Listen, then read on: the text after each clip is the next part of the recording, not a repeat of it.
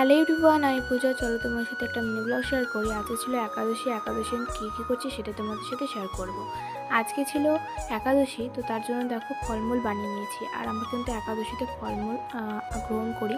তো দেখো, আগে কিন্তু আমি সাবু খেতাম, তো এখন কিন্তু খাই না। এখন কিন্তু একটু মনটা চেঞ্জ করেছি যে যতদিন পারবো ততদিন ফলমূল খেয়েই কিন্তু একাদশীটা করবো। তাই কথা মতো দেখো ফল বানিয়ে নিয়েছিলাম আমি, এখন সাজিয়ে নিচ্ছি ভগবানকে সেবা দেওয়ার জন্য। এদিকে সাজিয়ে নিলাম, তারপরে দেখো আমি কিন্তু প্রদীপটাও জ্বালিয়ে দিলাম।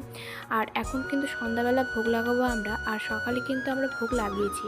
তারপরে মা আবার আনিয়ে দিল আর রাঙ্গালু আর আলু, তো সেগুলোও লাগিয়ে দিলাম ভোগে। তারপরে দেখো এখানে কিন্তু ফুল সাজিয়ে দিয়েছি, জল দেখো একদম পুরো রেডি করে দিয়েছি। এখন অনেকে বলতে পারো যে এখন কেন, তো অবশ্যই আমি পরে ভিডিওটা এডিট করছি, তো দেখা যাবে মানে এরকম ব্যাপার।